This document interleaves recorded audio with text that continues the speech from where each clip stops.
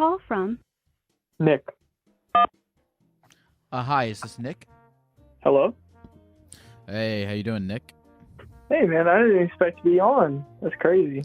Matt, look, I didn't expect anyone to ever call into this thing ever, so we are in the same kayak. Oh, wow, dude. First caller. This is a lot of pressure. Can I Why? talk to you about Hold on, something? real quick. But why is it a lot of? Tell me. Let's get into the pressure that you're feeling. Tell me more. What exactly do you feel pressured to do? Well, I saw you on TikTok about a year ago, and then I just recently, like, I'll put on your stream highlights in the car and on the way to work. And I don't know, man. This is the first time calling in. Okay, so you've listened to the stream highlights and the podcast. Is there anything in particular that maybe you wanted to talk about? It's fine if not. We can just be river people. But if there is, I'm happy to discuss. Yeah, man. I actually have been thinking about this for a minute, like if I ever called in, which is today.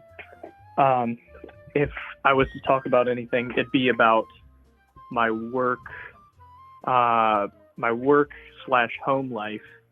Mm-hmm. I feel like I put more into work than I do at home, which is, I don't know if that's an issue or what. You put more into work than you do at home. First of all, real quick, sorry I have to do this. Everyone in the chat, can you all hear Nick? Because this is what always happens. I'll talk to someone for a long time, and then I'll look at the chat, and they'll be like, they can't hear anyone. Okay, perfect. All right, so you put more into your work than you do into your home life. What do you do for work? I work at a tire shop. I'm a third in command at that tire shop, and I love my job, man. That's not an issue. It's mostly, I don't know. I don't feel like I'm putting as much work as I'd like to into my relationship. How your relationship? When you say your relationship, do you mean your relationships across the board, or are we talking about a romantic relationship that you're involved with? Mostly romantic. I have a fiance, and we own a house together. And we don't really, we work several hours and come home and just kind of chill out. But, we're just kind of there, It's not really, I don't know. So she's working several hours as well? Yeah. And it's mostly when I get home, she's not really there. But on our days off, we do spend time together, but I'm not 100% there, Like I'm always thinking about something else. It's work related, at least.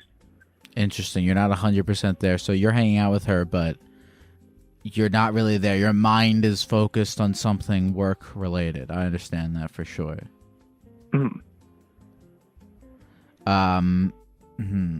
When you say you're not really there, when you're thinking about stuff, give me an example. Like, what do you, like last time you were with her and your mind was somewhere else? Where was your mind exactly? What specifically were you thinking about? You can get very specific if you want. Like, you were I saw some guy on my drive home. I saw a guy with a flat tire, and I should have made a U-turn and tailed him until I was like, "Hey, you come to our tire shop." What was the thought that you had? No, that's actually in my state. That's how you get stabbed. But she'll get upset at me because like I'll get home and I'll just like fucking research tires, man. Like on the websites, like what kind of technology do these tires have, man? They're very interesting. Wow. See, this is a tough one because on one hand I'm like, it's such a rare thing to like your job that much, because this is a good thing, right? Because you said to me, well, at least what I'm hearing from you is like, I get home from my job working all day at tires, and I'm like, and you go home and you research tires, like, for fun. I know it sounds fucking nuts. No, I don't think it sounds nuts at all. Because what I didn't want to hear, that I thought you were gonna say was like, you're not there because you're like stressed about your job. You don't sound like you're stressed. You sound like you're actually very much enjoying what you're doing. Yeah, 100%. Huh. What do you find so interesting about tires? Dude, like the tread patterns, like I like really big tires. I like really small tires. Like you can see kind of how much work somebody somewhere has put into a tire by just looking at like the tread and just like, damn, like somebody put a lot of work into that shit, you know? Mm. And I find that fascinating. What's your favorite tire company? Because automatically, if I ever have a tire related question, like you're the guy. You're not like just doing this for a living. You care deeply about tires. Yeah, man. If I was to, because I love Yokohama. Because, man, they offer such a safe tire at such a low cost compared to other tires, man. So if you need a tire, I would go with Yokohama.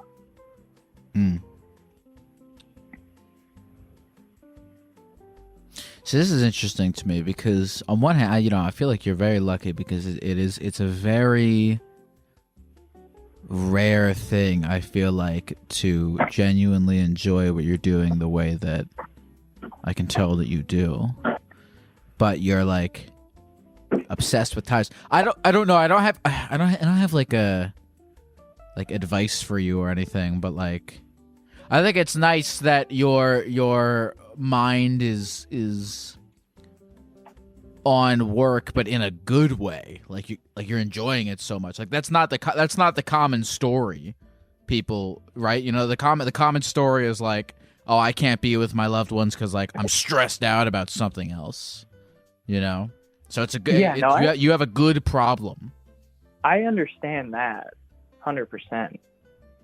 But it's if I and I'm seeing the chat. I know how you are about like being one with the call, but I don't work for Yokohama. That's just what I. Oh no! No, the chat.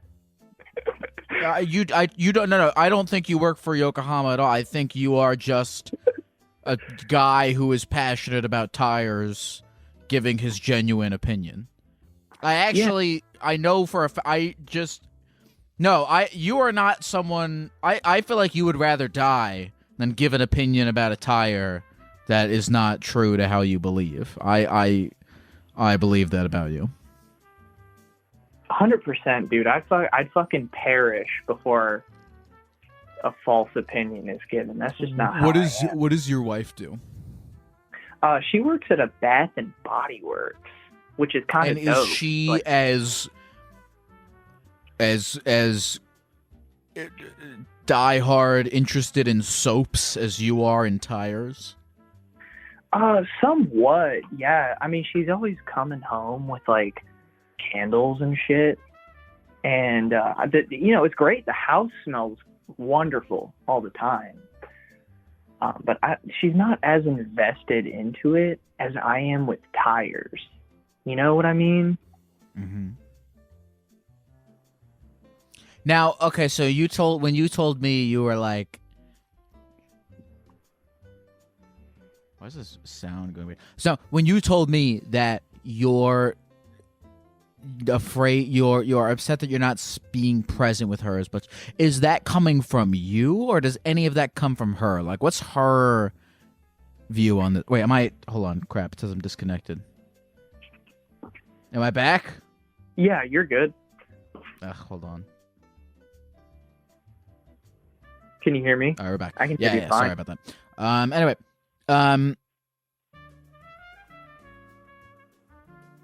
your wife, what does she think about all this? I don't know. She just kind of gets frustrated because I'm always talking about work. I'm always talking about tires. I don't know, man. It's a tough one because I don't know what she's thinking 100%. I know what she says. But I mean, we do other things, man. We go to like amusement parks and shit, and we like going to like trying out different foods and stuff. But in the back of my mind, man, I just wish that I was at work, Like I like making money, and that's not the root of it all, but the money. No, I think the root of it all is tires. Sounds. Yeah, like. Man. Well, listen, what'd you say her name was? Nick. Nick. Well, Nick, look, I don't have any like concrete advice for you except, the sort of platitudes that everyone would tell you about, making dedicated time to not think about tires. But, all I'll say, my immediate thoughts is consider yourself lucky. You have a thing that you actually enjoy doing. That is your job, Not everyone can say that. So, consider yourself lucky in that regard. Mr. Geck, thank you so much for having me. Anytime. I'm pretty sure, like I'm 99% sure I'm going to watch your stuff for the rest of my life. Beautiful. Hey, if I'm ever in your town, I'm coming by the tire shop. Where do you live again? What's your town? It's actually in Virginia. Okay. I hope you understand this. I'm not really comfortable with the exact location, but it's in the Richmond area. Oh, for sure. No, you'd get mobbed. Everyone here would be like, oh, this is my new tire guy now. Well, beautiful. I'll come to you next time I need tires. Thank you, Nick. You have a good rest of the night. Love you. Bye. Nick forever, baby. Therapy Gecko's on the line, taking your phone calls every night. Therapy Gecko's doing it right, he's teaching you how to live your life, but he's not really an expert. Hello? Hello? Hey, Hey. how are you, Geck? I'm doing good. I'm streaming live on spankbang.com, and I'm having a good time. Hell yeah, hell yeah. Everyone always makes jokes about Pornhub, but I feel like does anyone actually go to Pornhub to watch porn? Okay, I'll be straight up right now and let you know I still use Pornhub. Okay. So when you go to watch porn, you go to your fucking Chrome and you type www.pornhub.com. That's where you start. No. That's like way too much effort. I usually just do just Pornhub on incognito, and then I go to the site that way. You go on incognito mode. Yes, I do. Wow. I remember I got to a certain age where I was like, I think I remember the sort of age bracket that I got to where I stopped clearing my history, and I was just like, who's looking, first of all? Second of all, what are they gonna, it's not illegal. What do I have to hide? I don't know, I have to hide myself, man. I don't want people knowing when I watch. Like, what if somebody gets my phone or something? I don't know. I'm paranoid, so. That's fair. Jay, what's going on? I'm a Gecko. You're a voice. I don't know what you are exactly, but you are a voice on the phone right now. What's happening? Yeah, I'm just Jay. Similar to how you're just a Gecko, I'm just Jay. I don't know. Well, you said you told our call screener something that you wanted to talk about. I forget what it was, but I knew it was something. Okay, so I have a sugar daddy, and this happened very recently. Mm-hmm. I really don't know even where to start with it. Yes. So you say recently, so you are new to the idea of having a sugar daddy, or the practice. Yes, because I was not like openly searching or looking for one. This dude literally just slid in my DMs and offered to like, give me cash, and it's been going pretty great. He's not a psycho. He's actually not some dirty old man. He's like 33. He's pretty young, fairly young. And was this your first ever offer to be someone's sugar baby? Yes. Like I said, I've never really like went out posting on like, websites looking for one. Like this dude literally just slid in my DMs, and it's been working out surprisingly well. Interesting. And did you accept it? Did you start entering into this relationship immediately, or did you have any apprehensions beforehand? I definitely had apprehensions just because like I'm a very self-conscious person, so I like made it really clear like this is what I don't want, this is what I'm cool with, and I also like wanted to meet him in a public place a few times before I was like, comfortable with anything. Okay, so how many times you met up with him? I've only met him in person 3 times, and it's been out for coffee, another time for lunch. And Jay, do me a huge favor. Can you take me off of speakerphone? You're not on speakerphone. Oh, what am I on? I feel like I'm on something. You feel like you're on something? No, like, am I on like your AirPods or? No, you're just on my phone. Oh, okay. Maybe it's me. Maybe I'm crazy. All right, so you met up with him for coffee. Yeah, I met him up for coffee, and then lunch, and then coffee again. Okay. And so he just pays you. How much is he paying you? So right now it kind of just depends. He's been just throwing me cash, and he put it out there that like if I do decide to have sex with him, he will give me $5,000 up front. But as far as the coffee meets and stuff, he gave me $300 one time, and then $400 another time. And then the most recent coffee meet, he didn't give me anything because I was just hungry and he was in the area. Mm-hmm.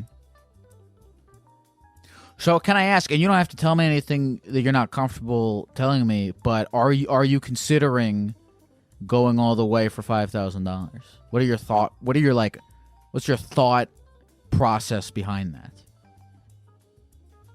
I really am thinking about it because this dude, once again, he is very clearly like not a crazy person. He's also married and has a kid. Like, I feel like I know a lot about his life that could ruin his life, but like, I would never do that to someone. So I am very highly considering it. And then he also told me up front, like if I gave him a blowjob in a hotel room, it would be $500.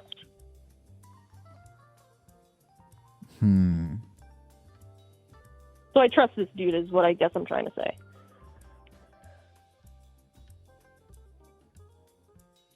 See, I'm thinking, and in my head, I'm like, well, I don't know. I feel like because I'm a guy, I don't have as good intuition for these kind of things. But part of me feels like going to a hotel with a straight, like, I don't know. It feels unsafe. I definitely, okay, also, no offense to this dude, but he's shorter than me, and he's also really skinny. I used to fight MMA, so, like, I could definitely kick his ass. Okay. So I feel very safe in that department.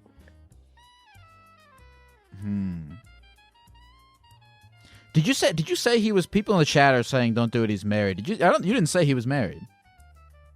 Did you? No, he is married, and his wife knows. His wife knows? Yes. How do you know his wife knows? We had a conversation about it because, I'm also engaged, and my partner knows that I'm doing it, and she's really cool with it so far. And then he was, like, open, and he's like, yeah, I'm married, I have a kid, blah, blah, blah, and he's like, she knows about it. I was like, oh, all right, dude. So so both of you are in committed long-term relationships and both of your partners know and are okay with it.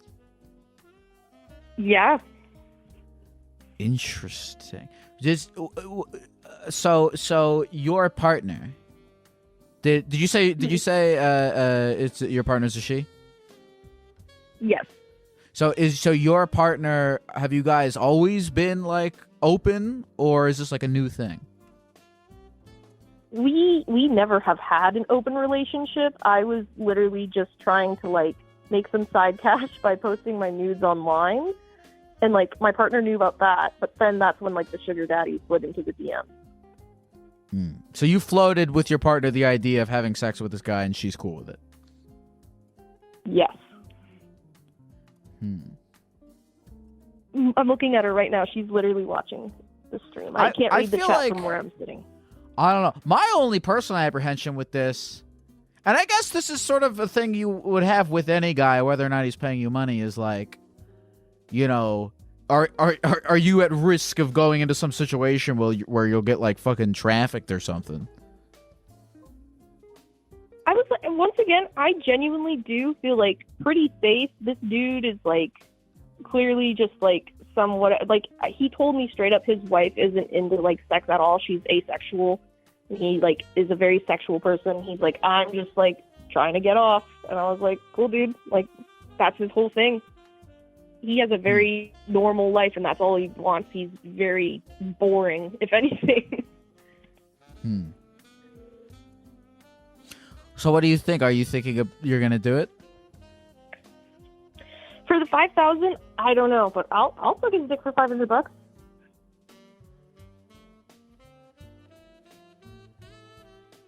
Now, would you? So, now would your girlfriend want to come with?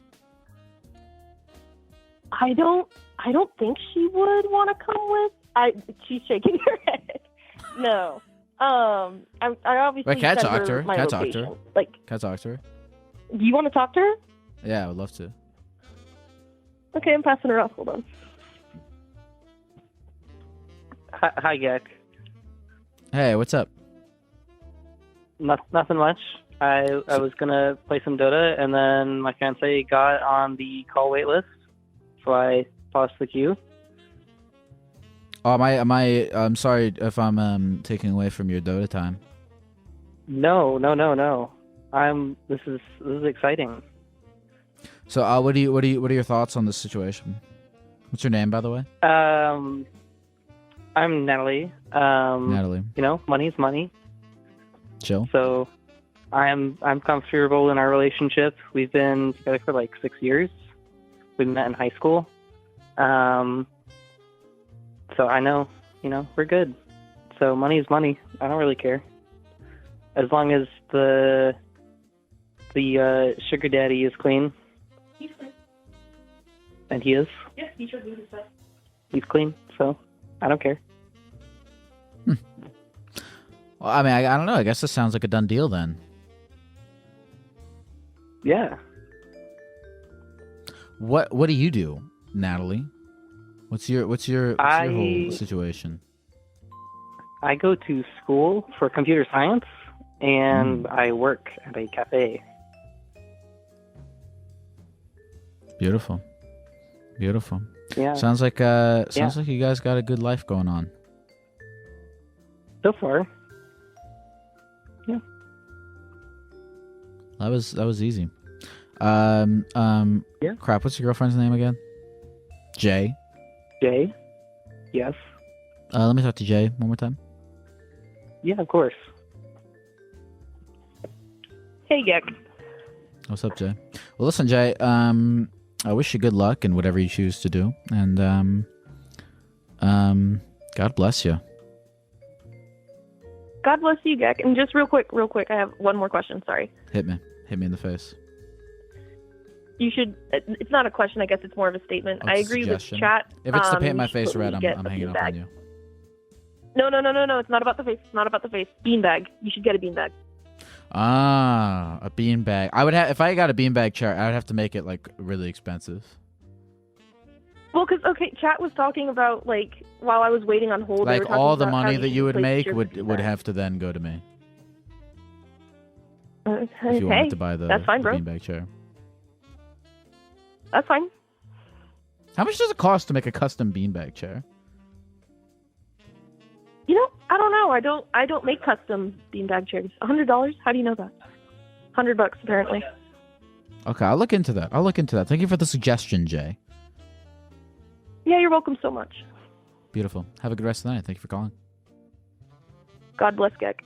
Hey folks, it's Lyle here. Get this, we have another ad read today. We have an advertisement for today's podcast, and I'm very excited about this one because they didn't send me ad copy. They told me I can, if I want to, I can just ramble about the product. So that's what I'm gonna do. So listen, today's episode of Therapy Gecko Podcast is brought to you by Sheath Underwear. Check this out, Sheath Underwear. Now here is my sort of sheath underwear story. I've long been a boxer's boy. All right, look, this is not, I'm not proud to admit this, but my underwear drawer is primarily made of boxers that I have been wearing since I was in high school. And you know, when I first started talking to Sheath and they sent me some underwear to try, I was looking at it and I was kind of like, it's just underwear. You know, how big of an effect can it really have on my life? Folks, Sheath Underwear. I'm not fucking with you. I'm not pulling your chain, okay? I'm telling you straight from the mouth of the Gecko. The Sheath Underwear have changed my life, okay? I snapped them on, and I'm never going back to boxers. I'm getting rid of my fucking Scooby-Doo and Xbox boxers that you get at Target, and we're doing Sheath from now on, okay? Here's another thing. When I put on the Sheath Underwear for the first time, I'm going to tell it to you straight. I think it's scientifically engineered to make your penis look bigger. Okay, that's not from them. I don't know if it is. That's not on their website or anything, but I'm pretty sure that's what they're doing over there, because the underwear hugs, it's like, I don't know how it does it, but it like hugs the parts of your genitals in a certain way to like really accentuate the beautiful parts of your balls and penis in a way that, you know, just it's I don't know, it's wonderful. It's I've never felt sexier in any piece of clothing than I have in my Sheath underwear. I have a nice ass. I never knew that I had a nice ass until I started wearing Sheath underwear. I put it on and I started grabbing my own ass because I was like, my boxers never had anything nice to say about my ass. But Sheath underwear has shown me truly what I got going on back there, and it will show you what your ass can do as well. I'm a big fan of Sheath underwear. Go to www.sheathunderwear.com and use the coupon code GECKO for 20% off of checkout. Sheathunderwear.com. How do you spell sheath? Hold on. SHEATH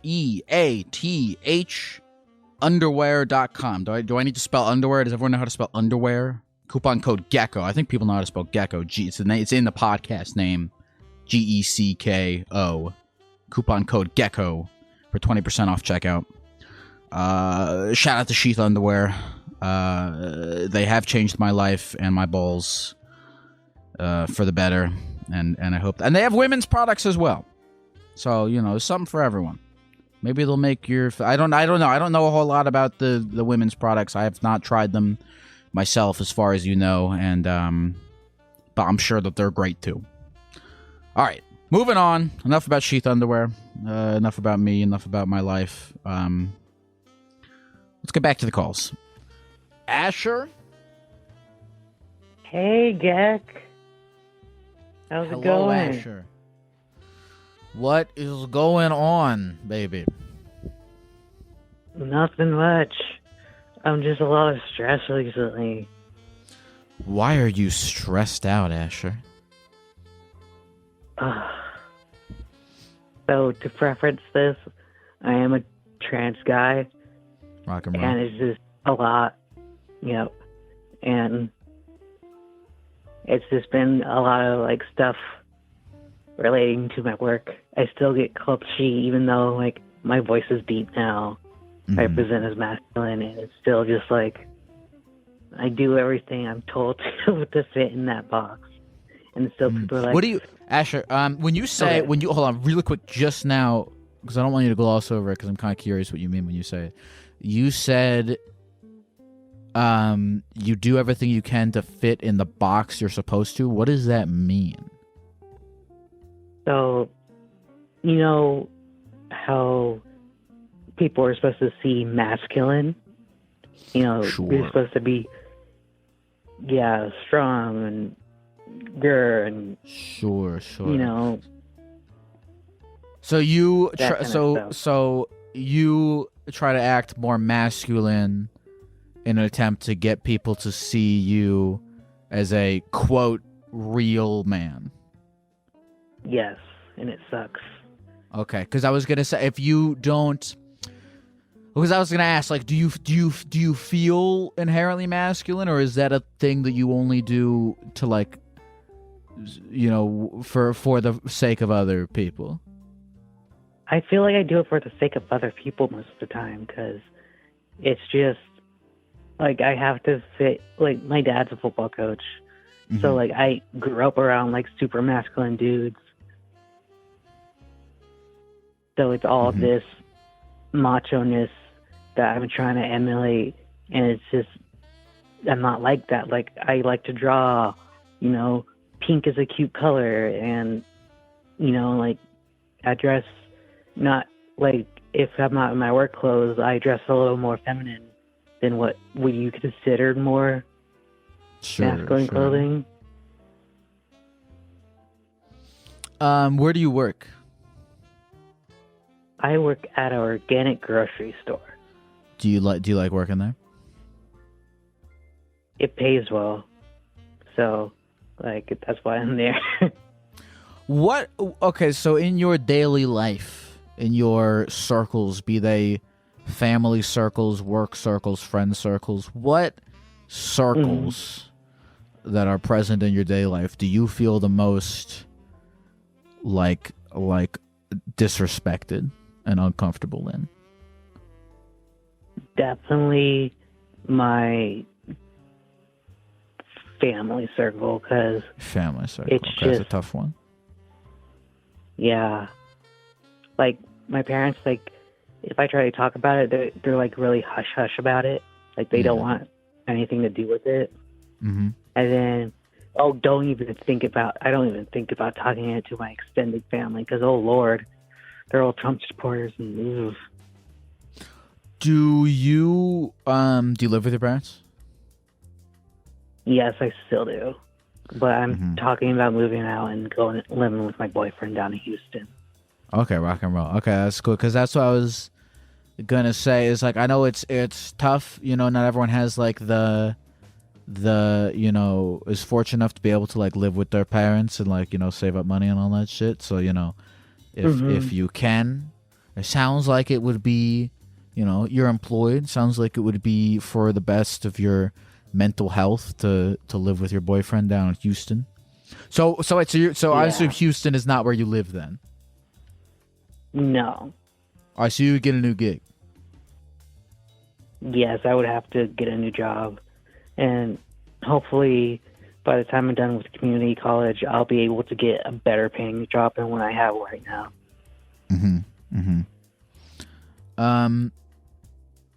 Well, you know, look, Asher, you probably don't need me to tell you this, but you know, look, it's not up to anyone else to define who you are. As I feel like you know. And you know, have you this place where you live? Where have you lived there your entire life? Yes, I lived at one side of the town, and now I live at the other side of the town with my parents. Okay. So I haven't moved much. Okay. Well, don't let whatever like the vibe is of that small town and like don't let that form your like grander idea of how people will respond to you in general. Does that make sense? Because like, Yeah. does that make sense? Because I feel like if you grow up in a small town where everyone is like, sort of, thinks in a similar way and like is responding to you in a similar way, you think, oh, everyone, and I'm not saying this is how you're feeling, but I don't want you to feel like, oh, everyone everywhere will never accept me ever, because like you just you're working with a very small sample size. Yeah. Here, you know? Yes. Like that's I'm why I glad want that to you're gonna move be to moving a to more. Houston, though. Yeah. Hopefully soon too. Like, if I move to a more basically blue area of Texas, then I'm safer. But at the same time, I'm moving to a city which I'm just not comfortable with, because like everything would be in walking distance. Is that not for good? me. And no, it's good, but it's different for me. I'm not used to that like convenience. Sorry for laughing, but why are you making why is convenience bad? I've never heard someone talk No, about everything being it's in not. walking distance. I've never heard someone present that as a negative thing. It's just weird to me because I have to drive everywhere to get stuff. And the idea of Yeah, not that driving sucks. anywhere, Don't you want to be able saving to money. like get fucking pizza down the street and not have to get in your Yes, car but and it get a sounds parking ticket amazing. every time you want to, do your laundry or whatever? It sounds amazing, like, but it's just my brain just can't wrap around that how like easy it is. Kinda No, thing. I think you're gonna have fun, Asher. I think it'll be cool. I think it sounds like it'll be good for you to get into a new environment. How old are you, by the way? Yeah, that's what I'm thinking too. I am 22. Okay, word. Did you do you have like a grand? You said you're going to community college and you're getting a new gig. Do you have like a grand thing that you want to do? I want to go into film, but at the same time, I draw as well, so I can see that as like I take commissions and stuff like that on the side. So I could see that being like a part-time job, and then I go work at a TV station for my full-time job or something like that. And that sounds like the ideal dream for me. Damn. I mean, look.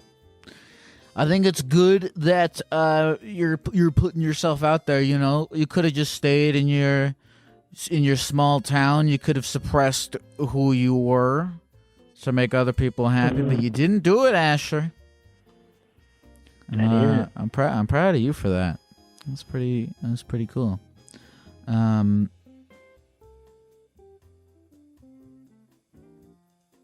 Keep fucking rocking and rolling. I think that facing these uncomfortable things will work out for you in the long run. Definitely. Here's another thing that I'll tell you, because I believe in this. I've had a few people call in here with similar problems as you. I've talked to people about this before, and I like to say that like I feel like when you're growing up in that small town environment, everyone will convince you that like, for example, you were talking about how you like to present femininely, you dress feminine, but that other people give you shit for that. And I feel like if you go up with that small town mentality, people will convince you that certain things about you are weaknesses, but they're actually and maybe like it causes you to think about them as weaknesses because like they cause you to experience like that stress that you're talking about, but they're strengths, Asher. They're strengths, especially for you when you want to get into the media, right? When you want to get into film, because when it comes time for you as an artist, as as a filmmaker to like tell whatever your story is, right? Mm-hmm. That aspect of the story, that whatever aspects of the story that you thought were weaknesses, like, you know, talking about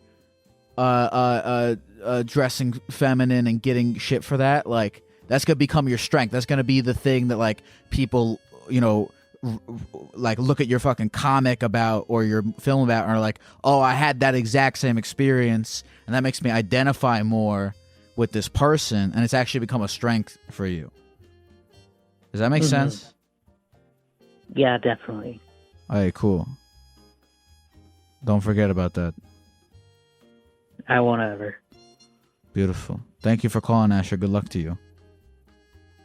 Thank you, and you have a great night. Hello. Hello. How are you? I had a nightmare story I wanted to tell you. I'm gonna lay in my bed, just close my eyes. Sure, please. It kind of follows along perfectly with that conversation you had with that guy about kids destroying things. Oh yes. An important part of adolescence, in my opinion. Yeah, and definitely.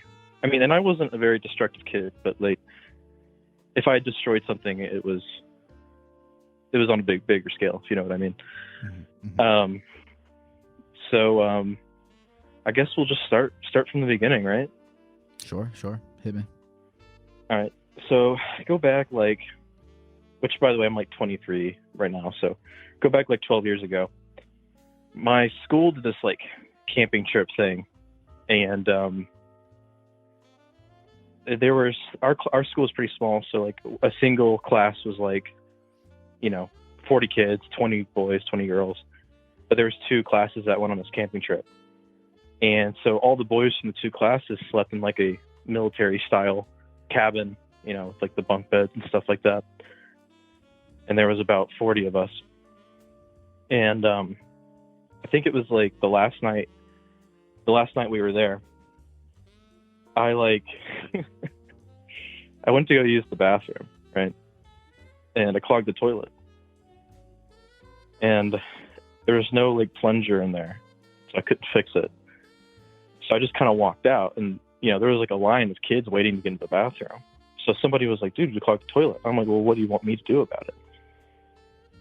And then he was like, "I don't know." And then I was like, "Wait, wouldn't it be funny if we all like pooped in the same toilet?" So I ended up getting like easily like 28 to 30 kids to like all take dumps in this toilet, right? And we ended up like filling it up, and we all went to sleep. And then the counselors came in the morning and saw what had happened, and they got like really pissed about it because like it was just like super clogged. Like there was nothing anybody could do about that. Like they had to call in plumbers and stuff like that, I'm sure. And so that kind of ended that experience. And for like the longest time, that was something that like me and my friends would laugh about that we did. Any questions so far? How many kids did you say pooped in this toilet? I would say somewhere between 28 to 35. I have to say, we were all like 12.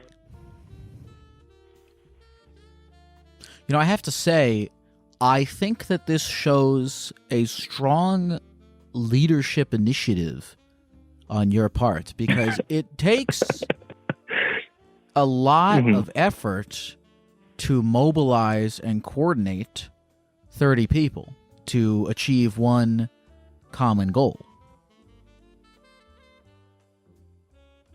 Yeah, I would really say that like we really created like a band of brothers. Like, especially like how old bond. were you guys again? Approximately, I don't remember, but like 12, 13.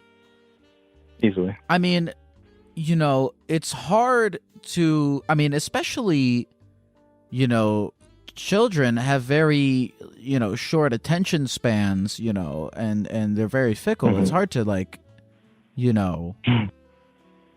mobilize that many people. No, there was definitely like a singular purpose, and you know, I feel like we achieved something. But like, I did like I was really paranoid like after it happened because I thought I was gonna get in trouble.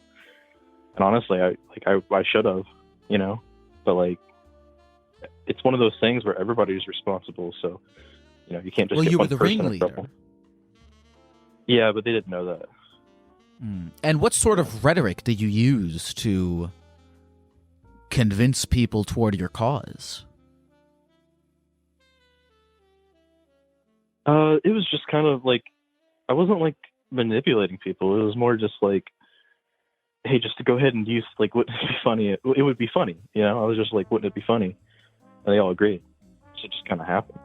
And then I wasn't really directing people afterwards. I just kind of like went back to bed, and then everybody was like, all right, yeah, if you just have to use the bathroom, just go ahead and do it. And that was it, really. But like I talked to a plumber friend, you know, when I got older and told him about the story, and he was like, basically said that like because of the location it was in, that like it could have like stopped up all the pipes, and it was easily like $12,000 to $15,000 damage, like labor to clean it up, basically. That's very persuasive. But yeah, but you know, I held my conscience. So you really just told bothered them that it would all be the time. funny. Yeah, yeah, they thought it was funny too. I mean, I've lost contact with a lot of those kids, but like the ones I'm still in contact with, like we still kind of bring it up and laugh about it. And funny enough, one of those kids, I went on a road trip with him. I'm from like out east. I'm from Indiana, but we did a road trip out to San Diego, and we met some people while we were down there, and we went to go play basketball with them at night. And I went to this public restroom, and you know, I wasn't trying to, but I clogged the toilet as well. And you know, really, it was just because the toilet was really like a weak toilet, I guess. But I'm glad to hear you still. my have friend it went in there after me. Yeah, my friend went to the bathroom after me, and he also took a dump on top of my dump. And then, you know, we were playing basketball, and these like guys show up to play basketball, and one of them was like, "Oh, I have to take a dump." And then me and my friend just kind of looked at each other. I like shook my head, like, you know, don't tell him. So he went in there and took a dump, and so I kind of came up with the definition that a mass pooping is when more than two people take a dump in the same toilet without flushing. You are the father of the compound dump. Yeah, I guess I So am. do you feel like you took any leadership skills away from this? Do you feel like... Hold on. I don't feel like I'm a leader. So do you feel like you I took don't feel away like that. any leadership skills from this experience? No, I don't. I Like, disagree. You've been very persuasive. People, it sounds like, are compelled to follow you. You know? Mm-hmm. I mean, you could do some good Well, with this if you really wanted to. Mm-hmm. I mean, if I had asked you to take a dump on my dump, would you do it? I think I would. Thank you. Is there Well, anything Gek, that you know, would want to do for good for this, with this skill? Yeah, but the story doesn't have a good end. It doesn't have a good end. Like there's just judgment and karma waiting for me at the end of the story. Right, but no. You're looking at the story itself. I'm looking at what the story tells me about you and the people involved. Mm-hmm. You know, that's what's really important here. So yeah, I hope you do find a good use for these leadership skills. I'll try to. You know, I'm in school to be a male nurse, so you know that's kind of a males in the nursing field tend to go into leadership roles. So you know, maybe I'll make up for my past transgressions. But I mean, honestly, You could be I feel some like, sort I of feel like, activist or politician. you know, I really feel like the issue is our toilets in society. I feel like the infrastructure for toilets really needs to be revamped. Well, I think good luck, we could easily take some money from our taxes towards that, if that's not already a thing. But I would like to tell you the end of the story, if that's okay. Which story? Wait, which story? I feel like you began telling two different stories. Which story are we hearing the end of? Just the trilogy, man. I told you about what happened when I was camping, 12 years old. What happened not too long ago in San Diego, and then what happened last week is what I need to tell you about. So. Sure. Let's hear it quick before Quick, everyone okay. throws All right. up. All right. So I host the Smash Brothers tournament in Indiana, and it's at this pizza place. And I didn't know this was going on, but the same thing happened to the one bathroom that this restaurant has of the people at my Smash tournament. And the owner made me clean it up, like fix it. And honestly, it really took a lot of weight off my shoulders after I did that. Like, I felt like I had fixed my sins, essentially. All right, so the story did end good. Yeah, I'm not the same. I'm not the What's same your boy fucking that name? got. What's your name? What's your name? Steve Tell me Jim. your name.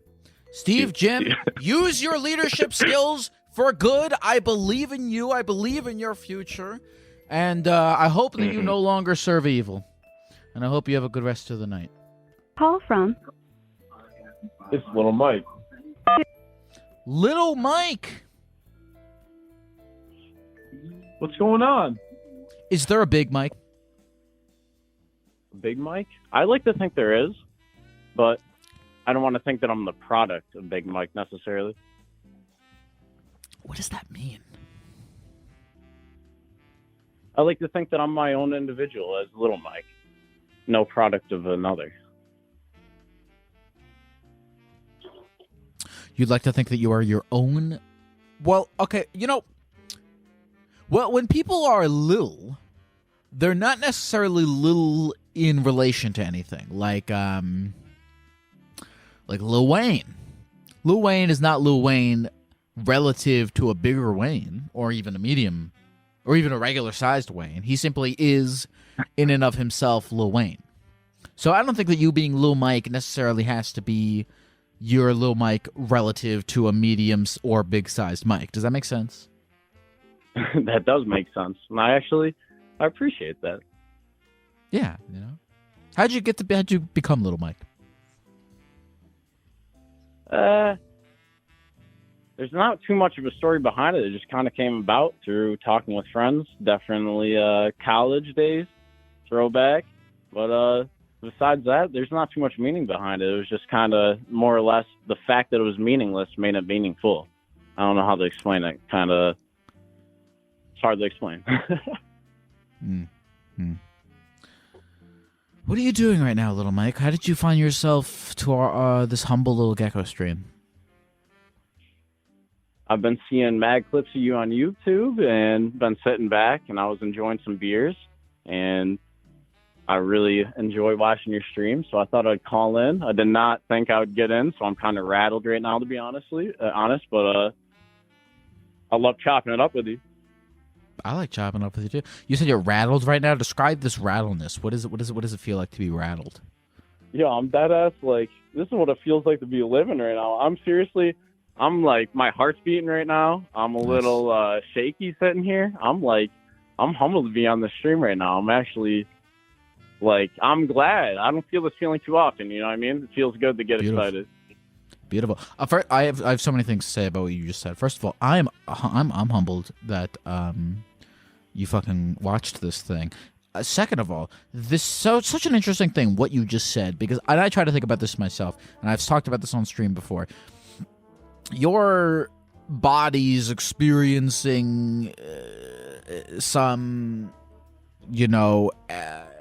like a visceral reaction. Visceral anxiety, your heart's beating, all that stuff, and you have such a great attitude toward it, because when I get anxious for something, I always try to think like, oh, I'm lucky, right? I'm lucky to be nervous, because that's how you know you give a shit, like something is going on, like you're alive, like if you're nervous, you're alive, you know what I mean? You're like doing shit. That's how I was literally just thinking this, because at first, like I was like I was saying, quote unquote rattled, and I didn't really know what to say, but I was just like, I got to work through this and keep chopping it up and kind of just live in the moment right now. And yes, sir. That's definitely that feeling special, and I think you catch on. I feel like you're feeling it.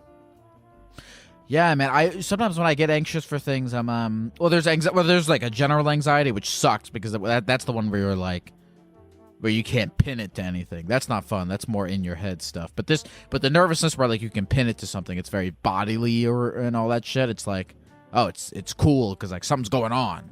Your body is reacting to you, fucking doing something. Exactly.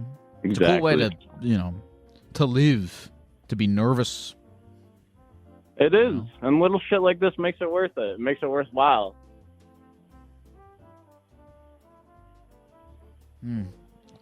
Lil Mike. Oh man, Lil Mike, man, is how are we doing on time? Lil Mike, is there anything like in particular that you wanted to talk about this evening?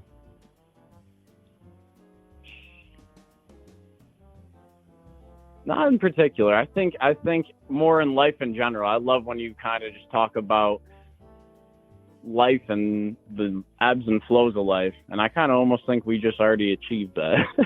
Yeah. That's an interesting thing. It's funny you say that you like when I talk about life and the ebbs and flows of life, because I feel like a fraud sometimes. I feel like I don't even know what the fuck I'm talking about, but it makes me happy. It makes me genuinely happy that whatever I fucking ramble, I hope has fucking resonated in some way, shape, or form. No, it totally does. No, I deeply appreciate you, and I listen to you a lot of times going in and out of work, and I work with kids, do a little work in the schools and stuff. So it's always like it's good to hear other people's perspectives. Even it doesn't matter like how you think that person sounds. It's always someone else's perspective, and you've got to take that into consideration. That's how someone feels, so it's legit. And I like to like kind of just like hear everyone's perspective and like kind of what people's worries are and what takes they have in life and how they enjoy different aspects of life or don't. I don't know. This shows honestly, it's cool shit. I appreciate you. Beautiful. Thank you, man. So you work with kids? Yeah. Before we go, Lil Mike, I want to know, what do the kids need to know? If there's one thing that the kid, how old kids? How old? I work primarily with like 9th graders or 8th graders. Okay, that's an interesting age. What? So like 13, 14? Mm-hmm. Okay, what for your 14-year-old kid? What do you need to know, Lil Mike? Right now, I think the message is specific to the times, and I think it's a message of, being that hard ass when you go in every day or trying to act cool or putting in that shell or acting jaded. Like, that's cool up to an extent, but in the long run, it's not going to pay out. And in the long run, if you choose to treat someone else with kindness, and you choose to hear someone out, like you're listening to me right now and being a good listener, it can make that difference in someone else's life. And right now, I think that's mad important during this pandemic where people feel separated from others and isolated.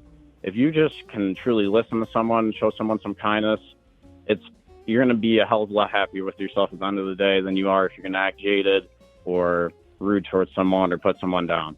And 14-year-olds definitely need to hear that because they are extremely mean. Mm-hmm.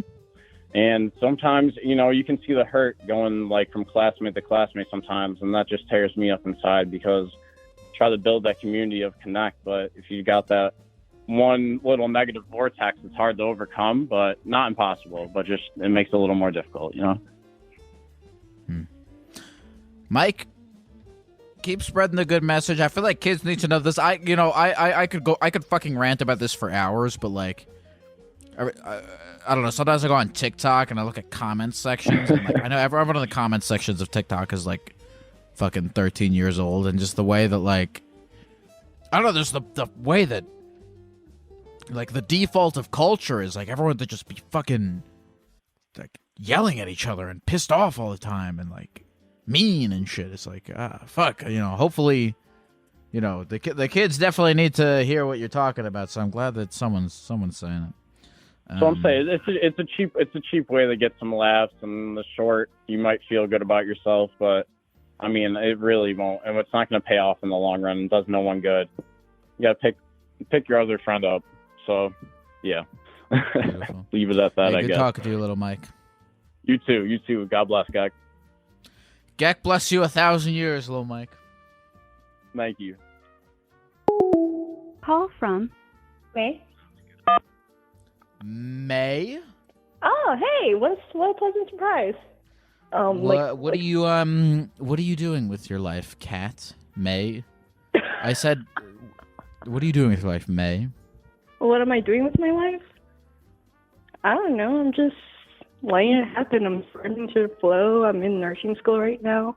I started when the pandemic happened, so it's been like an interesting journey thus far. I got a little bit of White Claw on my laptop trackpad. Oh. So I'm wiping it off. Nice. What did you say just now again? No, I'm a nursing student, but I'm just going with the flow, dude. It's been like a long journey. Like Where's the flow going? I don't know. I don't want to know. I don't have any expectations right now. I'm just letting it happen as it comes by, kind of deal. Yeah. What happened to you today, May?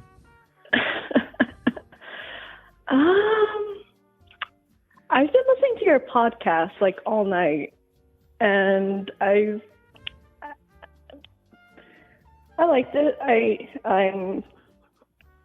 like that you get online, talk to people, listen to their stories. I kind of like doing that too. The problem is, like, I'm not that person in real life. I tend to do that online. So recently I've been going on Tinder and just talking to people. You've been going on Tinder and talking to people? Yeah, it just fulfills my need to interact with people. That's it. What does your husband think about that? When I told him about it, he had like this knee-jerk reaction. It was kind of anger-ish, but I understand because, like, okay, well, people go on Tinder for hookups and whatnot, kind of deal.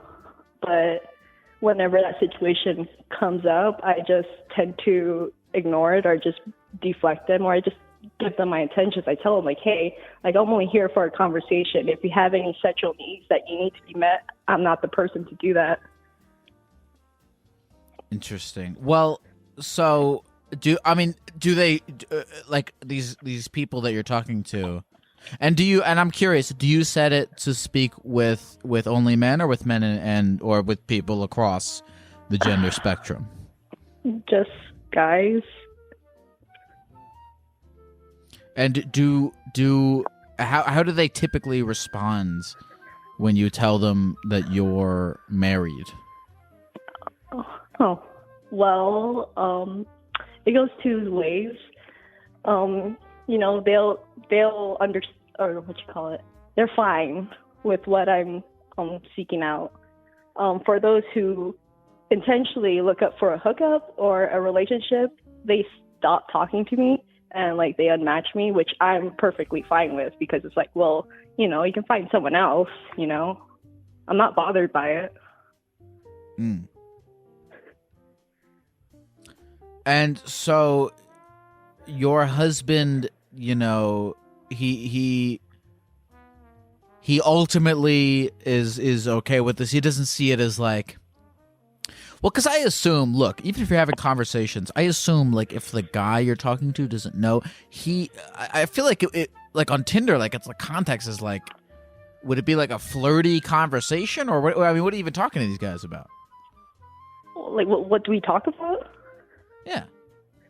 Tell me what's the best conversation you had on Tinder? What was it about? I asked the dude how many like first graders could he take on. Like how many? Or I've asked guys like, you know, how often they get asked their height is, or I even asked them like, hey, what's your experiences like on Tinder kind of deal. I kind of set up my bio to have like different questions or like different thoughts I've had, and I've had people match with me and be like, yeah, I agree with that, and we talk about it for a little bit, and yeah. Interesting. People in the chat are suggesting you try Bumble BFF. What do you think about that? I tried that. I know the concept is that the women goes up to the guys and like they talk kind of deal, but I don't know what the experience is like. Well, they have like a friend feature apparently where you can like just like you're just meeting friends. Oh. So let me ask you. So these conversations you're just having with all those people on the internet, are you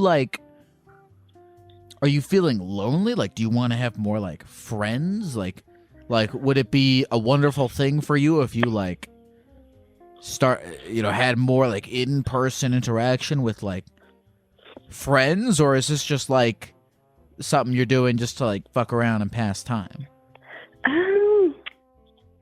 I'm not necessarily looking for friends in general. Like, I've come to realize that, you know, I'm not good at keeping up relationships. Like, even talking to people is enough to like get to deplete my energy. I don't know. I'm not looking for anything deep. It's just a pastime, basically. Well, look, if you want to, steal my idea for a stream, which isn't my idea at all. I'm just talking to people on the phone. They've been doing that for 10 years. Do that. You know, been doing that for more than 10 years. I don't know why I said 10 years. I feel like you've done this like back. Like, I've kind of looked at your stuff on YouTube, and I've seen like your little clips about like Ask Franklin, blah blah blah. I don't know. Oh, you went on a deep dive. Yeah. Yeah, I do that all the time. School. Like, yeah, it's weird. Like, anyone that I have an interest in, like, I see their work, I try to like go back and see what I can find on the internet to kind of just track, what inspired them or whatnot, kind of deal. So, yeah. Well, I feel like we have a wonderful parasocial relationship going. Yeah, and I'm excited for the future. I am too. I don't know what's out there, but I'm excited. Beautiful. Good luck to you, May. Thank you for calling in. Thank you for your time. Call from Miko. Miko? Hi. How you doing, Miko? Wait, I got on? Yeah, tell me about, hold on, real quick, before don't let it pass. What was your brain space just now when you said hi? Oh my gosh, wait, I didn't know there was a delay on your Twitch stream. I was watching, I was listening, and then when I usually, I didn't even know I'd get this far. I was just so used to saying, hearing what is it? Oh, you've reached the therapy Gecko, blah, blah, blah. But anyways, hi, Gecko. How are you, Miko?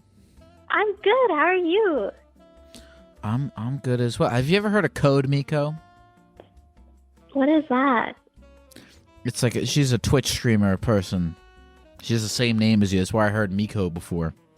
Oh, Miko isn't my full name. It's my nickname. I wanted to be kind of secret. What does Miko mean? Is that like is there a word for that, or what does it mean, something? I don't think so. Well, anyway, Miko, it sounds like you've tried to call a lot, and I'm curious if there's anything in particular that you wanted to talk about. No, I just wanted to try calling you because I've been listening to you for I think a few weeks now. I found you on Spotify, and I was like, this is such a cool concept. And so this is the first time, or what would you call this? Stream. I mean, I've been watching you before, but this is the first time I've been trying to call. And in a weird way, this is kind of like gambling. Tell me why it's like machine. gambling. Well, okay, I've never actually been gambling. I just turned 21, so I haven't been able to try a slot machine yet. But I was calling, and I'd press the call button, and then it would hang up immediately. And that's the most common, the most common result. And then there's also a part where if you call, then it'll get to kind of then it gets to your voicemail, which is a little less common, but it's definitely among the more common. And then there's the Google Voice, which gets me super excited. So then I'm like, oh yeah, my name is Miko. And then I hear the thing ring. And then, sorry, I'm super anxious and super excited. And I think the adrenaline is kicking in. I was just talking to Mike about this. You hear my conversation with Mike? Yeah, I was hearing about it. And it's a weird, it's like a weird position for me to be in, because I actually feel when I'm just doing day to days, doing a stream or whatever, I feel really calm. I'm feeling I don't know, I feel at ease. Yeah. And so I guess I don't know, maybe there's some sort of psychological mirroring effect or whatever the fuck going on. I assume that whoever I'm talking to on the phone feels chill as well. But then it's funny you say that, because I've called in to other people's streams, and not even without even a lot of people watching or anything. I've called in, and then my heart starts to race, which is weird. Because I'm my stream, my heart never fucking races. It's the mind, the logic of the mind is not ever computed by the central nervous system of the body. So good luck trying to, think yourself down from anything. But anyway, there's a rant.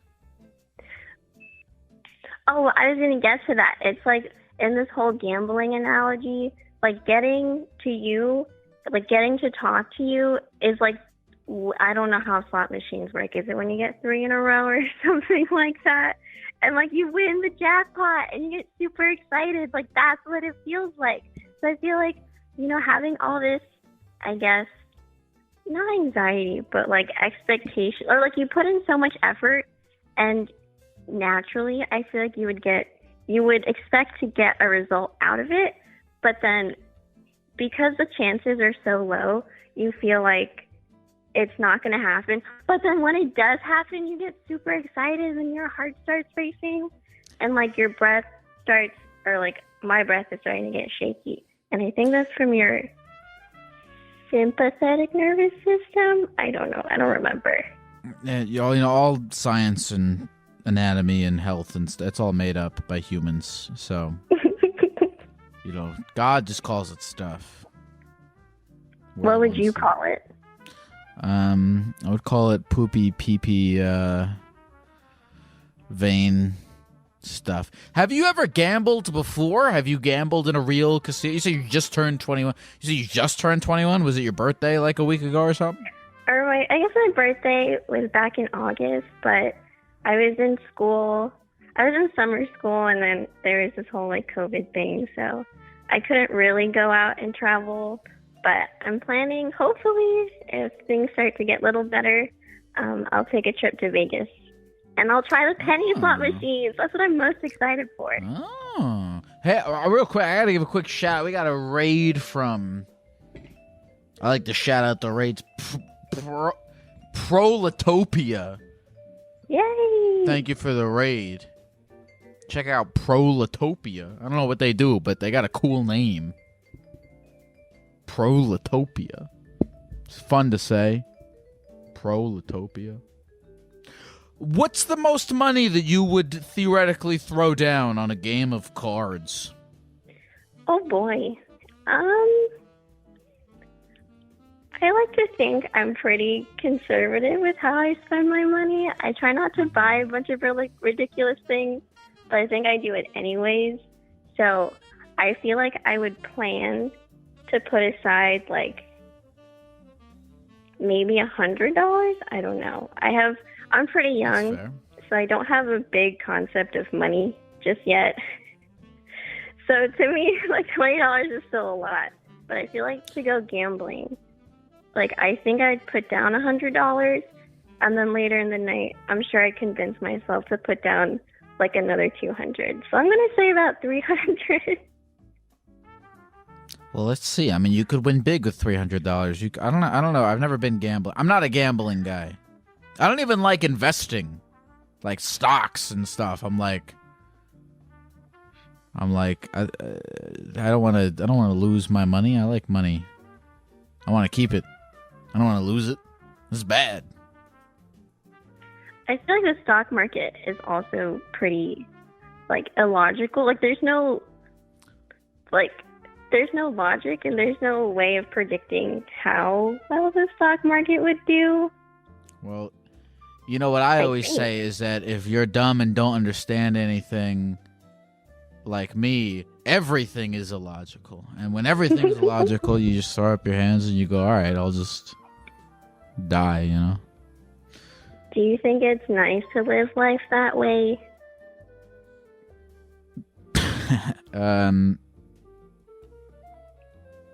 Yeah, I think it's nice to live life that way. But I think that reminds me of some episode. I don't know what TV show it was from, but it was like this one couple was going to like a buffet and they got really irritated with the new like smart soda dispensers. But then this other couple came in and they forgot how to use it. So every time they went in, they were always so fascinated by the smart soda dispensers. And then like, I guess they were supposed to be the dumb couple. So every time they went outside, they're like, oh my gosh, a butterfly. Like, do you think it's better to live life where... You I don't want to say you're where so you dumb. understand things or where you don't understand things and so everything amazes you? Yeah.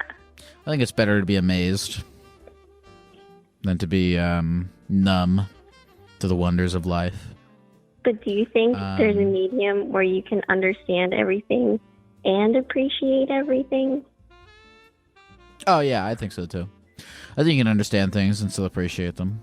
For sure. Understanding is a lot hard. You can that's the problem, is that understanding is way harder than appreciating. You can appreciate anything. It's super easy to appreciate stuff. You can appreciate anything with really little effort. But understanding stuff, a lot harder.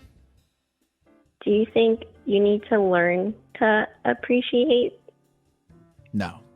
For example, I appreciate that the technology exists for me to live stream myself to the world and talk to you on the phone.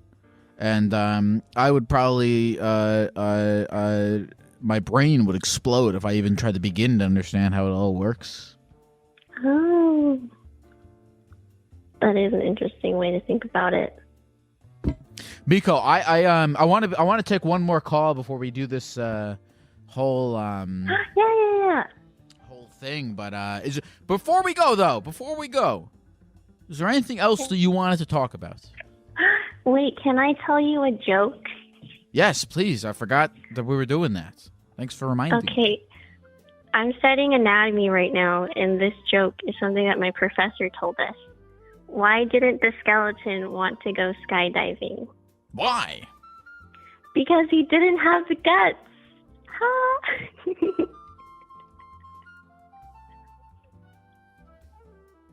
I don't want to go skydiving ever. I feel like I want to. I have no search for thrills via peril. You know what I mean? Mhm. I have no. I do not seek peril in my life, but congratulations to that skeleton for figuring out what works for him. Well, Miko, I am a gecko and you are a person. And it was a pleasure talking to you. Thank you very much for calling. It was super nice talking to you too, Gag. I'm so excited I got on. I love your stream. I love everything that you do. And I'm going to buy one of your shirts for my Christmas present. www.therapygecko.com, everybody. We're coming out with a new one, a pocket tee. I don't know if you like pocket tees, but... Oh, I do. Is it going to be the one where if you like slightly open the pocket, there's going to be an image? No. The image could be on the front of the pocket. Oh, I think. okay. I don't know. I might look at them and be like, oh, I can't afford pocket tees, but who knows? Thank you. But I'll shut up about my merch. But thank you for calling, Miko, and have a good rest of the night. Bye, Gag. Gag bless you for 1,000 years. Call from Yvette. Eva. Yvette. Yvette? Yes. Like Y, Eve. It starts with a Y, right? Yes. That's cool. I know motherfuckers named Yvette, and it's probably top 10 hardest names to pronounce. Oh no, trust me. As a teacher, I've seen just about any and every variation of every single name possible. So You're a I get teacher.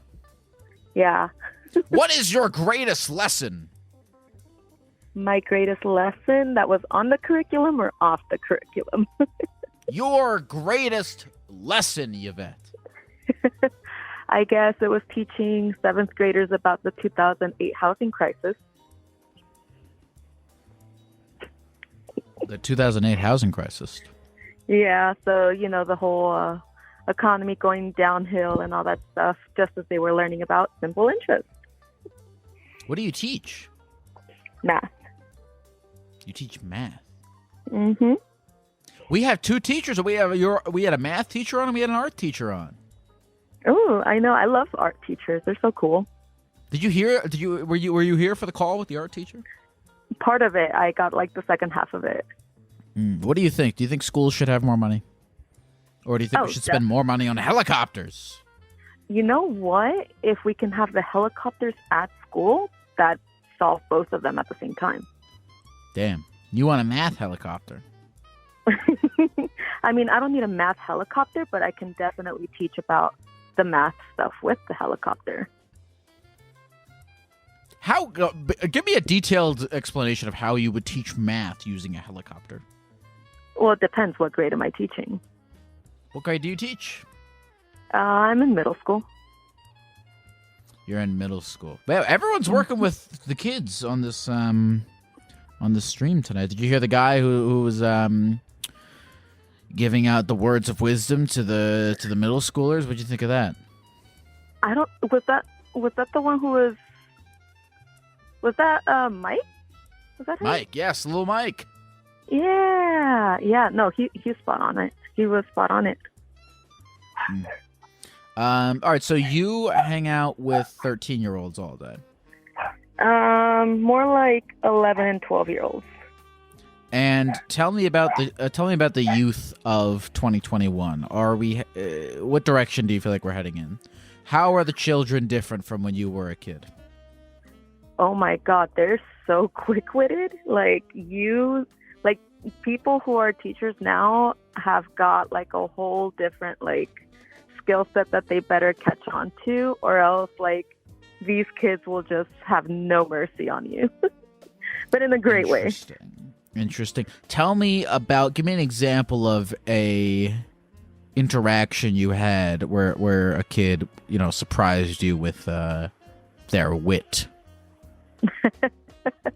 I mean,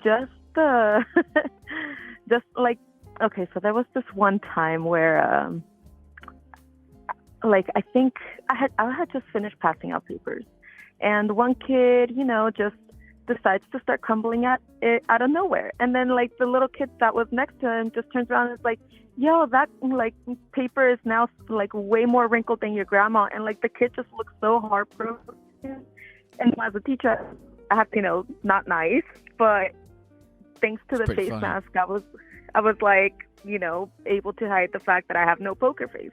So poker face is definitely a skill you better have if you're going to go into teaching. Yeah, you're right, because nothing feels worse than when like a kid is bullying you, and then you see the teacher, and the teacher's kind of also laughing at you as well. Yeah. No, but I love my kids. They're great. But I think it'd be great to also be able to give them a helicopter.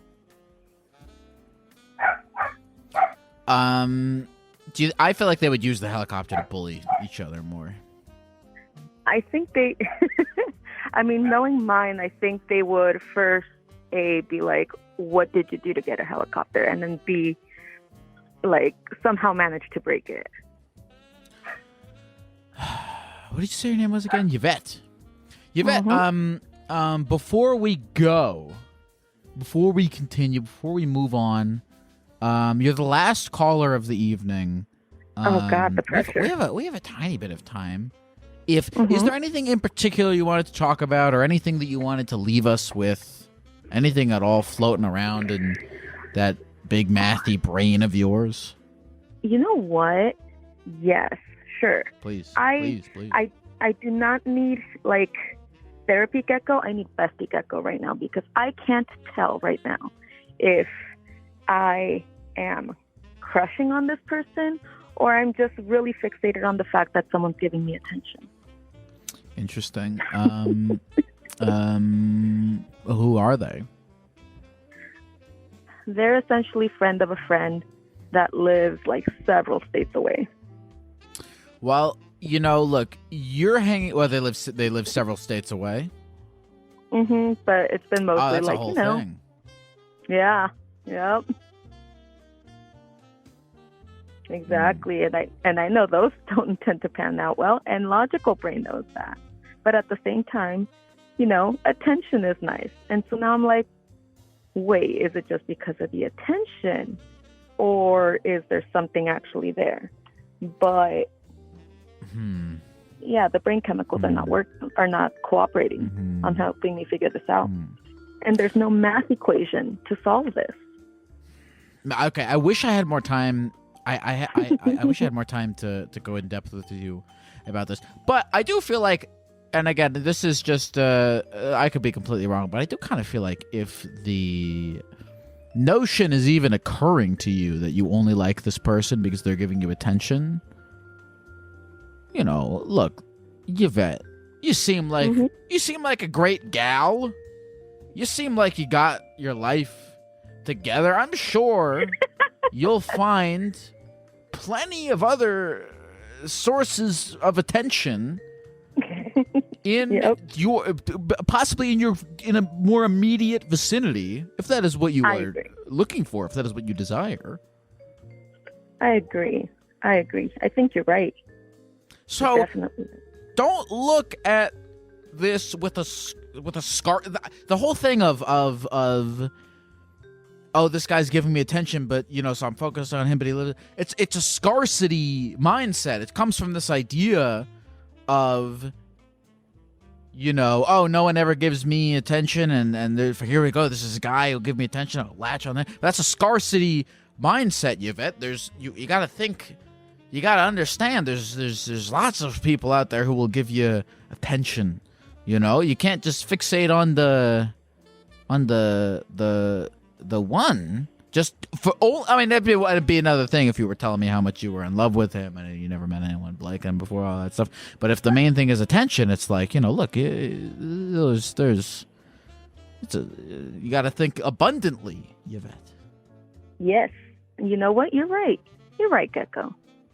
Beautiful, Yvette. Thank you very much for steering the children of America in the correct direction. Again, I will tell you what I told the art teacher. If I could snap my fingers and you have a helicopter, I would do so. But I hope you get a Oh, thank helicopter you. one day. And thank you very much for calling into my Gecko show. And tell the children that I said to not vape. Will do. Will do. Beautiful. Have a Bye, good night, Gecko. Yvette. Hello. Hello. Hi. Is this Speed Jim? Steve Jim, yeah, it is. Steve Jim. How are you, Steve Jim? How's it going? Good, just clipping my toenails right now. You said you're dipping your toenails? No, clipping. Oh. Here, let me go outside and see if you can hear me better. No, I can hear you. You know what? There's too much focus on hearing and can you hear? Oh, can you hear this? Oh, can you hear me? Oh, what? What was it? What did you say? Sorry, I can't hear you. Let's just focus on. We don't have to hear each other. We just have to feel each other. Does that make sense? I feel that you are. Yeah, I'd like to feel you in my digital presence. That's all that matters to me. Yeah. Yeah, that's real good. Yeah, that feels good. So what's going on with you tonight, Speed Jim? Not much. Just getting ready to go to bed. Thought I'd try to call you. I've been trying to do it for a couple of weeks. And actually got through. I've been trying to talk to you too, Speed Jim. Speed Jim, is there anything in particular that you wanted to talk about? What was that?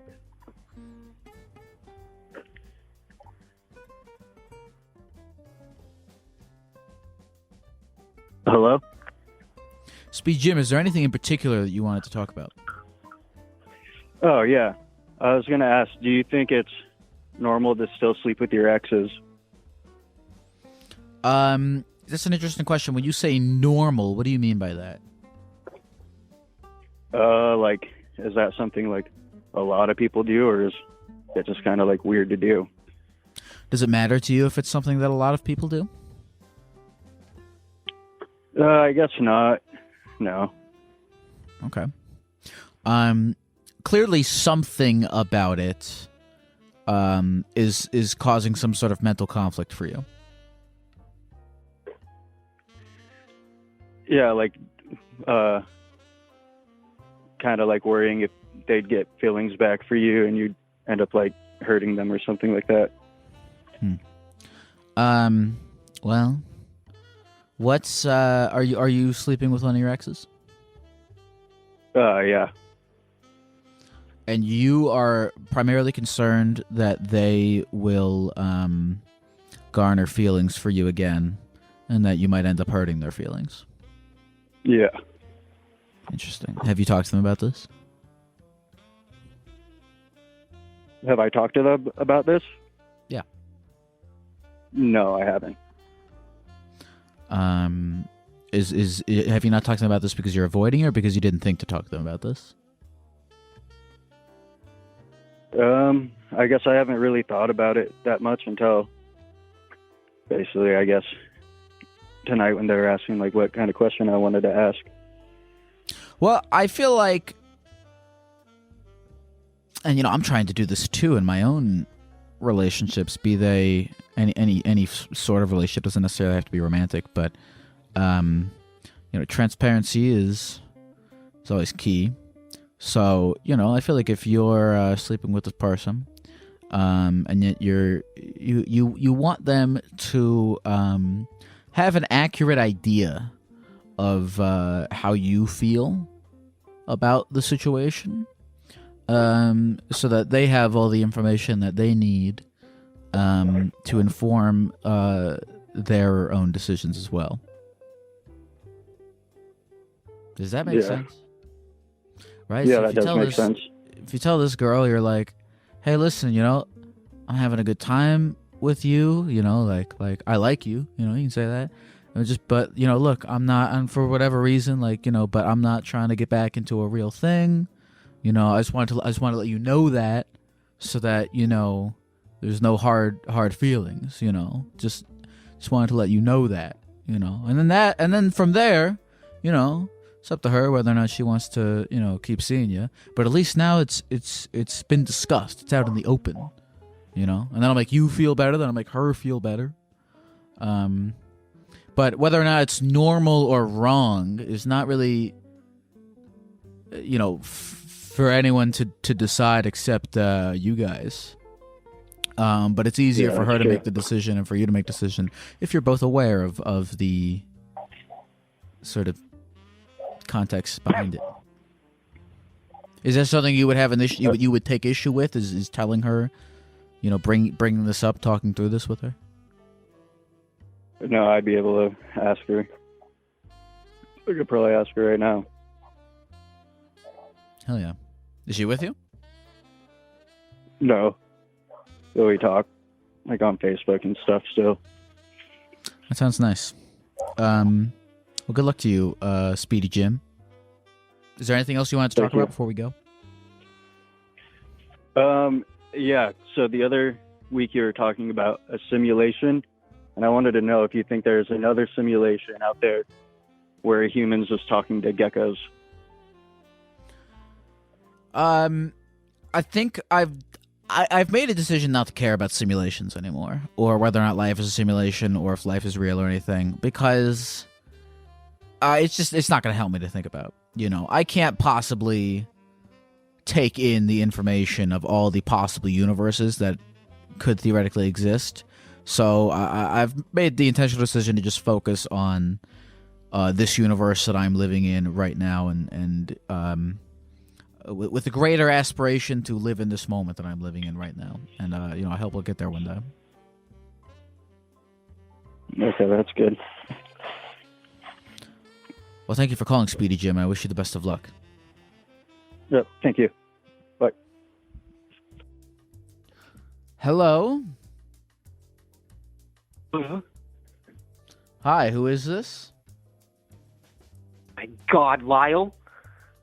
Hi, who is this? Hello? Tell me everything. This is Carl. How are you This is doing today, Carl? Geck?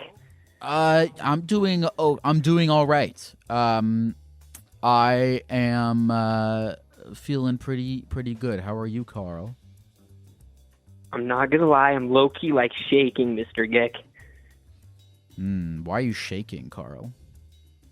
I have called you 800 times. And this is the 800th time? Probably somewhere around there. Okay. I lost track last stream. It was 467. Wow, Carl. It sounds like you have something that you desperately need to tell me.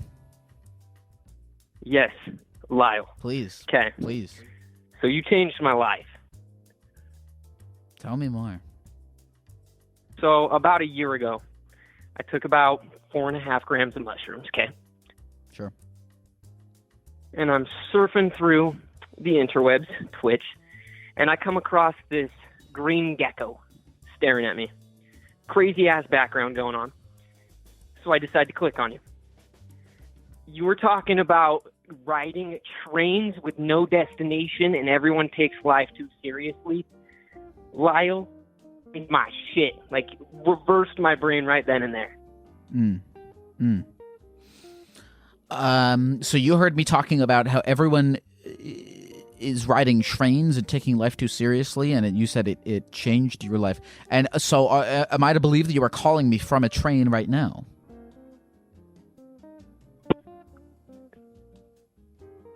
Life is a train. Sure. We're all on a train. Sure. Carl, I have a question for you. Yes. Are you high on mushrooms right now? Well, you know what? Yes. Okay. And so the mushroom trip, I've never personally done psychedelics, but I do know that a lot of people, when they do psychedelics, they go into it with a objective of some kind. Is that correct? Yeah. Okay. What is the objective that you are going into this trip with? That's deep, Mr. Geck. Oh God. Well, I don't know. You're here. I didn't even think I'd get this far. Well, forget about me. I feel like this trip has nothing to do with me, unless if your dream for your mushroom trip was to be able to let's talk think to me about it. while The on first mushrooms. time I saw you, I was on mushrooms, and now I'm talking to you, and I'm still on them. Sure. Hopefully, there was time in between then that you were not on mushrooms. And it wasn't just a couple every days. single day. A couple days, you said. Are you joking, or do you do mushrooms every day? Well, you microdose them, tiny amount, Okay. and you don't go on a full balls to the wall trip, but it just makes your mood a little bit more happier for the day. Okay. And are you microdosed on shrooms right now, or are you on a full dose? Oh no, we're on like 3.5. Okay, so that's a full dose. I don't know. I've never done mushrooms. Oh before. yeah. Okay. So you're on a full dose. I mean, look, let me ask, Carl, how old are you?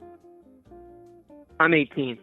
You're 18. You're extremely young. So when you said a year ago, so you were on mushrooms, you were 17 years old.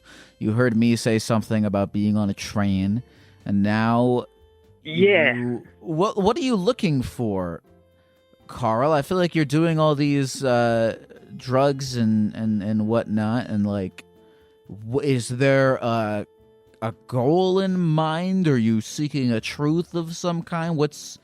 You're a young guy. What's going on with you, Depends on the Carl? person. And age has nothing to do with psychedelics. It's about maturity, if you're open to it. Sure. But forget about the psychedelics here. I'm asking you as just a regular boy. Oh. That's a deep question, Mr. Geck. Sure. I don't even know how to answer that. Mm-hmm. Well, what do you do? Are you in school? Are you in college? What's your thing? What do you No. do all day? I work on cars. You work on I do cars. body work for cars. Okay. Cool.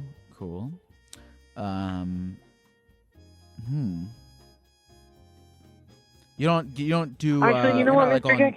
No, tell me, sure, please. So, you probably would have never guessed this, but I'm Mormon, right? LDS, born and raised. Maybe that's why I do so many psychedelics.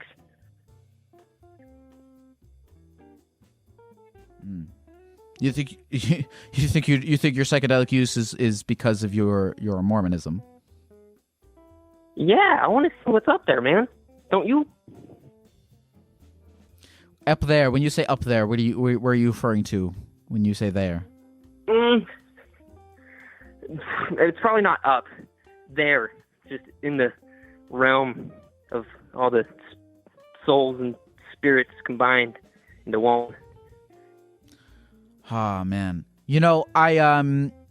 I'm so tempted to give you advice, but I like giving, letting everyone do their own thing I am here. fully open to it, Mr. Gay. Okay, if you're fully open to it, because I don't like giving people unsolicited advice. But if you're open to it, I have a thought for you. I don't know if it'll work for you, and I'm not an authority on anything. But, Carl, look, you're 18 years old. You're very young, and I understand that you have this desire to seek these whatever spiritual truths and whatnot, and I believe that you should if that's what you want to do. But if you're telling me that every single day of the past year you've been microdosing on shrooms, I feel like you got to give yourself the opportunity to spend some significant time grounded in reality.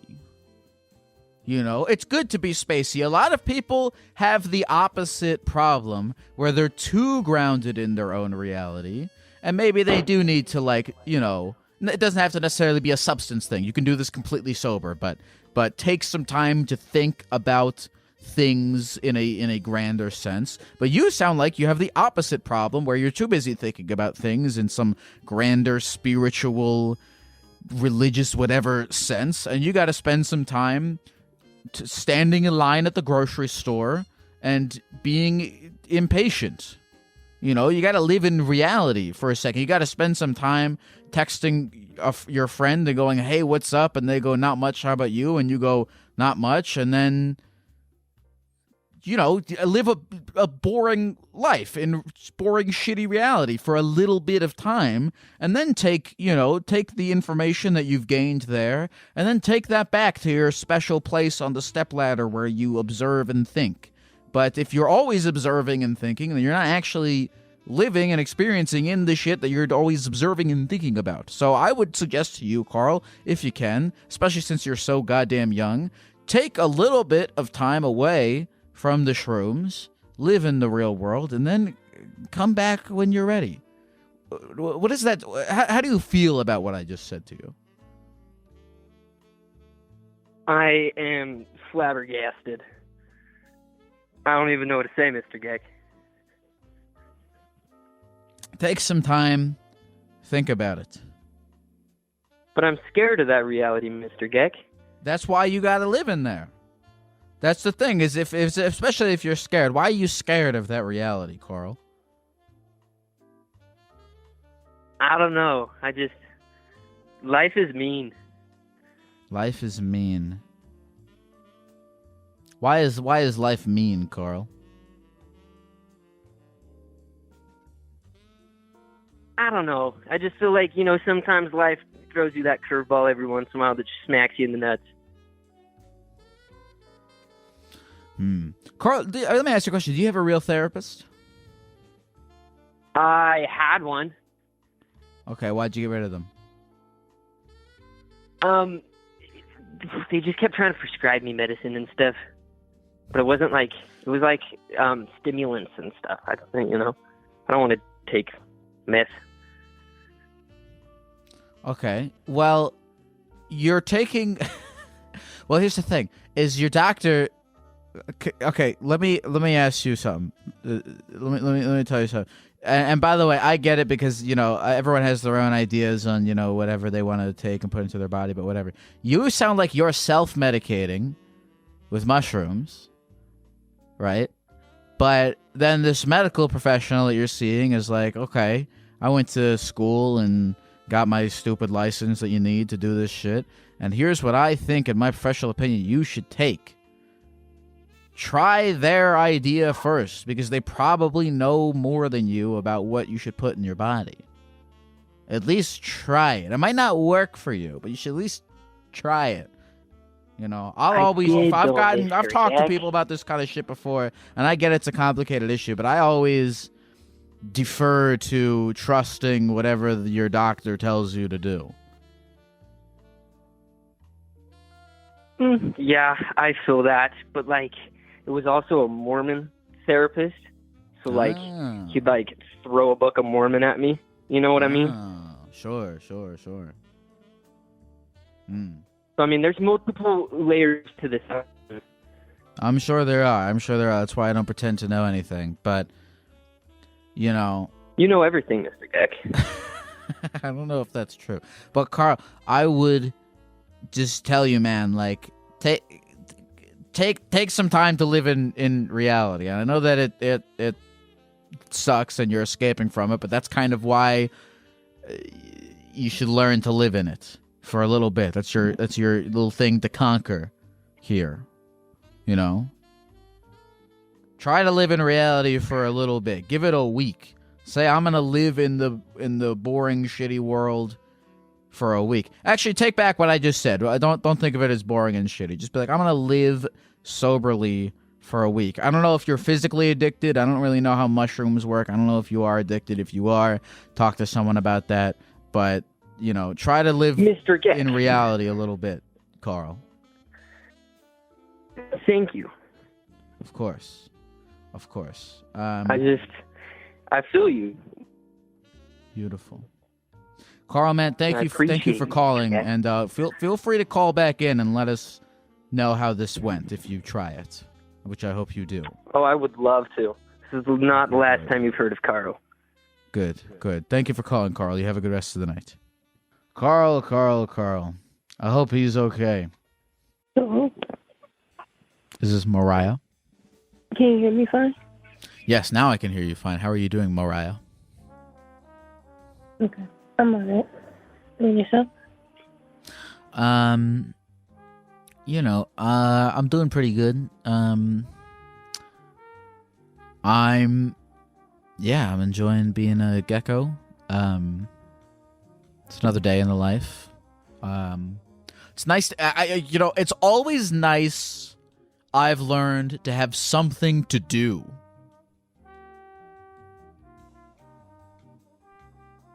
That's what I'm happy that I'm doing this right now, because it's just, you ever not have anything to do, you'll just go insane. Yeah.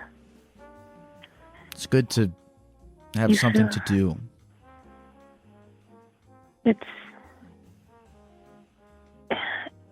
can't be put into words, but it makes you feel really isolated if you don't put yourself into some kind of good habit. Mm-hmm. Do you have any good habits that you've been habiting lately? Absolutely not. How do you feel in this moment, Mariah? In this moment, yeah. It's been a very long month. Well, couple months. A lot has happened in so little time. So I'm kind of all bundled up into a ball of everything, if that makes sense. Mm-hmm. What has happened in this month? I got scammed by my brother and his girlfriend. You said you got scammed? Yeah. He sold me a car that he knew wasn't paid off, and I came back to North Carolina and the car got repoed just for me to be told that it wasn't paid off. Yeah. How did you react? Did you confront your brother about this? I'm sorry? How did you react? Did you confront your brother about this? Oh, I was pissed. I was very upset. But, you take the punches and you roll with it. What is your relationship like with your brother? Awful. With my immediate family, as far as my mom's side, I have like a brother, 2 brothers and a sister, and those were the only ones that I actually had a relationship with. But even then, it wasn't the best. Like, we talked, we laughed, but we never really shared anything with each other. We mind our own business, be our own people. And what about the other side of the family? You said it sounds like, are your parents split up? Yeah, my dad was kind of a thought, and he had thought? Like a thought. Thoughts. What does thought mean, by the way? Thoughts. Okay, my understanding of a thought is that it stands for that hoe over there, right? There you go. You got it right. That's such a, I don't know. Basically That's such a. on the corner. How does that even catch on? I mean, I'm getting on a tangent here, but. Nope. You're good. I didn't understand it at first either. I guess it's a generational slang thing. Like, they come up with so much new shit that it doesn't even make sense now. Like, they call hot dogs glizzies. I have seen that. What is that even? How did that even come about? Exactly. Doesn't it sound more homophobic to people who are homophobic? Is glizzy a homophobic word? Yeah. Is it? I've never heard of that. I don't know. It sounds like it. Like, I mean, a weird person would say it, but it sounds like somebody would just be like, hey, go get my glizzy out the backpack in the closet. Let's do it tonight. You know what it really all is? Right, but it's these trends, they're compelled by just people with absolute confidence, right? Because you need a lot of confidence to get something trending. Because here's the very first conversation that you have when you try to get something going. You say to someone, what did you just say? You said, get the glizzy out of my backpack. So let's say I said to my friend, you know, hey, you want to go get a glizzy after school? And they said, what's a glizzy? And I said, oh, it's a new word I'm using for hot dog. And then they say, that's fucking stupid. You go to, that's the first draft. Is you say it to someone, they say, what is it? They go, that's fucking stupid. And then from there, you're at a crossroad. You can do one of two things. You can either go, you know what, you're right, it is stupid, and you can abandon it. Or if you have supreme confidence, you can go, no, what do you mean? That makes sense, what I just said. Right? Like nothing actually makes sense. Anything that does make sense is just one person or one group of people really confidently convincing you that it does. Like, hey, what are you talking about, dude? I know what I'm saying, but whatever you're talking about is just, you don't even sound right, dude. I know exactly what you mean. Well, sorry for going on a tangent. Okay, so your dad is a thought. Yeah, he... the reason why him and my mom split up is because my little brother is only a couple months younger than me.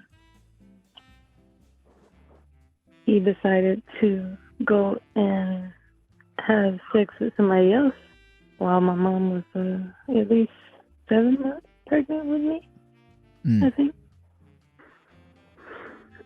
And they're awful people. I mean, granted, everyone is their own person. And people do bad shit sometimes, but they just don't see the wrong in it. Their minds are so bad that they think everything is supposed to be handed to them as adults.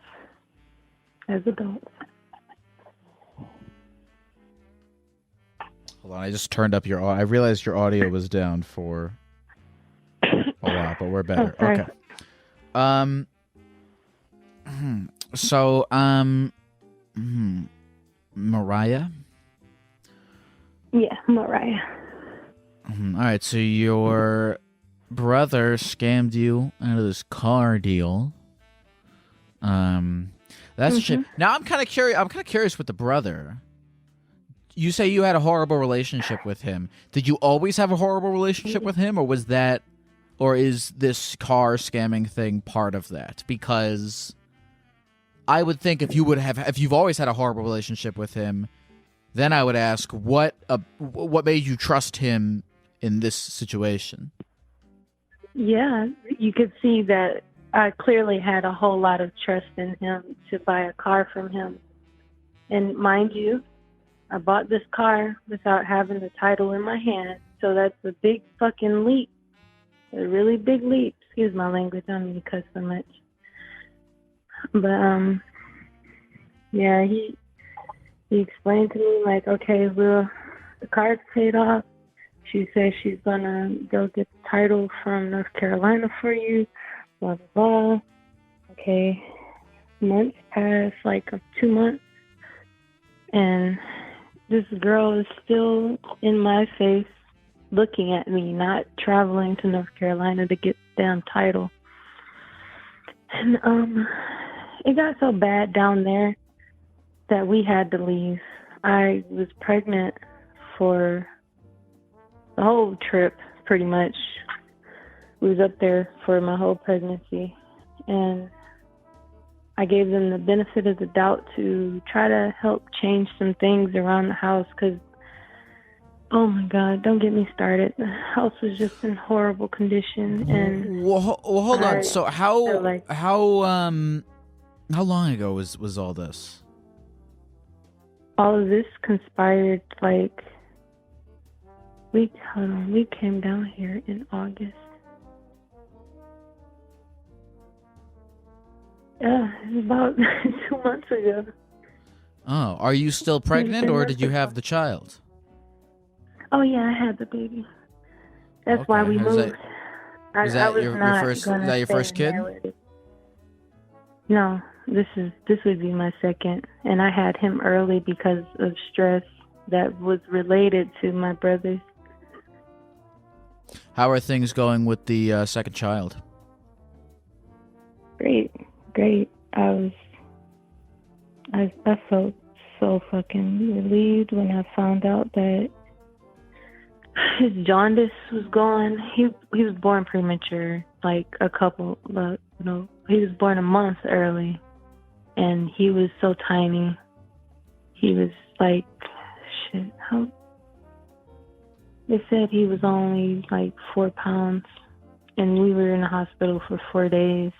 And right after we got out, we started packing our things, and I left like 2 days after I got out the hospital.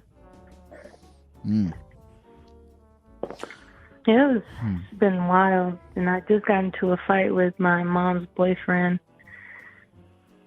so we had to pace ourselves a little bit faster, but we finally got our own home. I guess all that nonsense kind of paid off in its own way, but it also tore apart my relationship. It's been a wild ride. Well, what did you say your name was? Mariah? One more time? Mariah, is there anything else that you want to talk about before we head out of here? Oh no. I actually did have a question for you. Hit me. Do you enjoy being a gecko or your own person? Do I enjoy being a gecko or Who would my you own prefer person? to be? Who would you prefer to be? You mean in what particular context? To go about your daily task, eating, sleeping, waking up, pooping.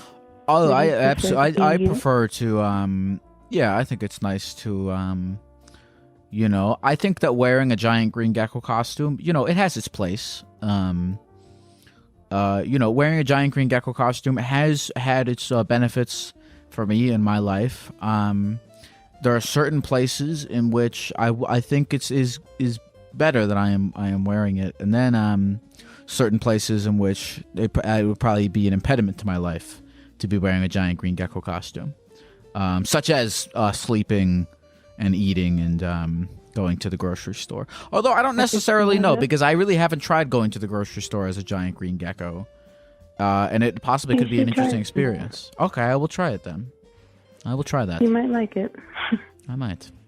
I will let you know how that goes. Thank you. I appreciate the conversation, though. Of course. Thank you for calling, Mariah. Have a good rest of the night. You have a nice night. Cool. Someone said I look like a salamander. I don't even know what that is.